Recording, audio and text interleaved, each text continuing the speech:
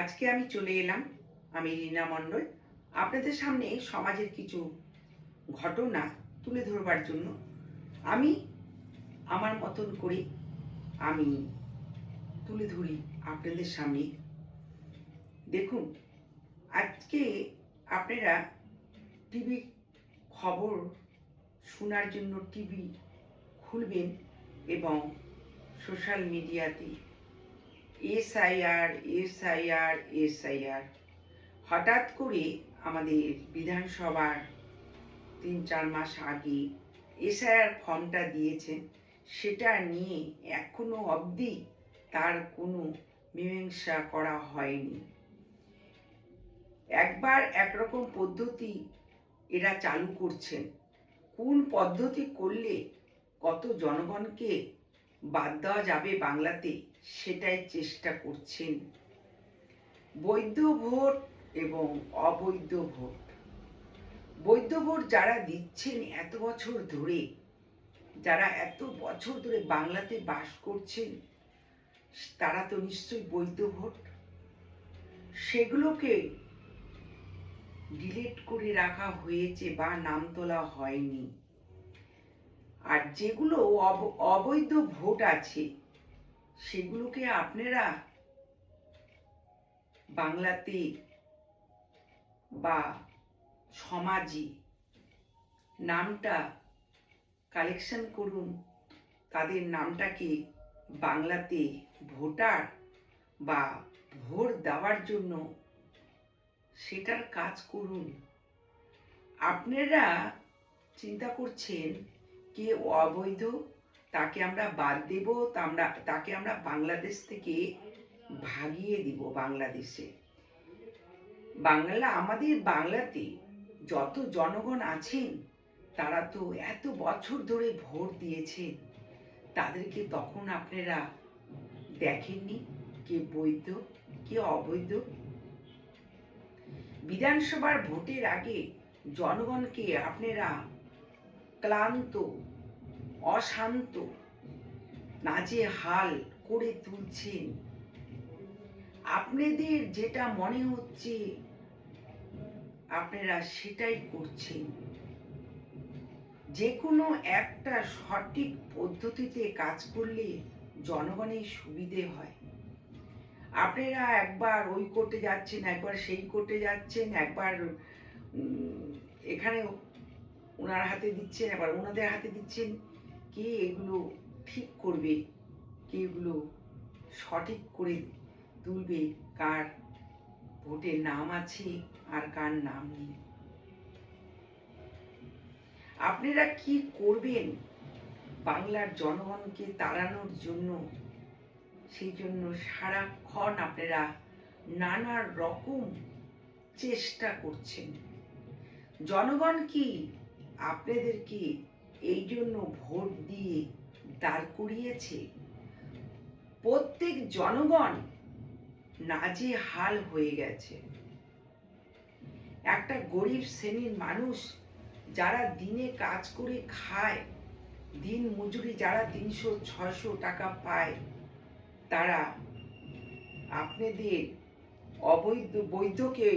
অবৈধকে বৈধ করার জন্য লাইন দিয়ে দাঁড়িয়ে আছে, কিছুদিন পর পর তাদের কাজকর্ম বাদ দিয়ে।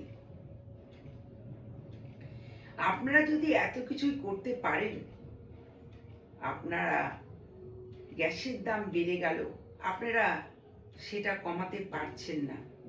জনগণকে নাজেহাল করে দিয়েছেন এই গ্যাসের দাম বাড়িয়ে।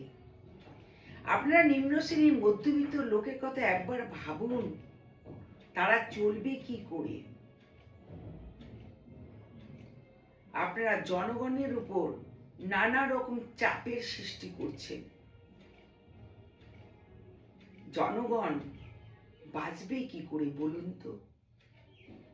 আমার একটা নিজস্ব প্রশ্ন আছে আপনাদের কাছে। যারা অবৈধ, যারা ভোটে নাম ওঠাতে পারেনি বাংলাতে বাস করে, যাদের নাম ভুল আছে, সেই ভুল আপনারা সংশোধন করার জন্য জনগণকে বারবার ডেকে অশান্ত করে দিচ্ছেন। এই যে নামগুলো ভুল উঠেছিল, এগুলোর জন্য দায়ী কে? আমাদের যখন ভোটার নাম নিতে আসেন যারা, তারা এই ভুলগুলো করেন, নামের স্পেলিং ভুল করেন। তার জন্য দায়ী জনগণ নয়। কেন আমাদের বাংলাতে বাস করে তারা অবৈধ আছেন, তাদেরকে বৈধ করুন আপনারা। আপনাদেরকে ভোট দিয়ে দাঁড় করিয়েছে। বাংলার লোককে, বাংলার জনগণকে সাহায্য করুন। তাদেরকে ভোট না দিতে পারলে আপনাদের কি অসুবিধে হবে বলুন তো? সব জনগণকে তো আপনারা বাদ দিতে পারবেন না। তার মধ্যেও তো হার জিতের ব্যাপার আছে। আজকে প্রত্যেক পার্টির থেকে অবৈধ বলে ভোটার নাম বাদ গেছেন। 5,000, 4,000 সব জায়গাতেই বাদ দিয়েছেন। তারা কি খালি আমাদের বাংলার তৃণমূল আছেন, নাকি সব পার্টি আছে? সবার কাছে অনুরোধ করব, সবাই লড়ুন এই ব্যাপারগুলো নিয়ে। যখন যা ইচ্ছা তাই করছেন। একবার ইচ্ছা হলে রাজ্যপাল পদত্যাগ করছেন, জয়েন করছেন, একবার সুপ্রিম কোর্টে কেস যাচ্ছে, একবার হাইকোর্টে কেস যাচ্ছে, একবার বিচারপতিদের উপর কেস যাচ্ছে বাংলার। এরকম নানা রকম আপনারা করছেন, আমরা জনগণ চুপচাপ দেখছি। আর মিডিয়া আপনাদের কথা আপনাদের তুলে ধরছে খবরের মাধ্যমে, আমরা জনগণ শুনতে পারছি আর দেখতে পারছি।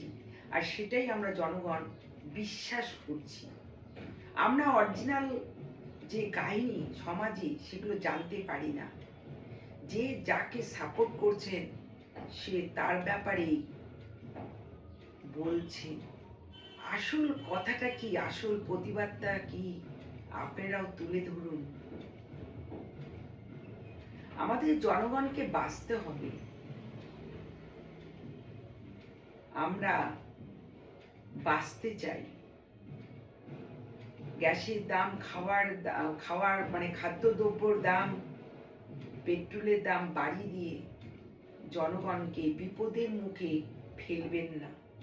জনগণ এই জন্য আপনাদের ভোট দিয়ে দাঁড় করাননি।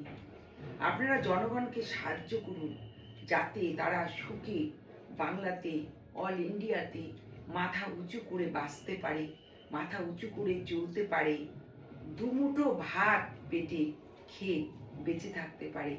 এটাই করুন। আর বাদবাকি জনগণের উপর অত্যাচার বন্ধ করুন। যে যেখানে পারছেন যেভাবে কৌশল করে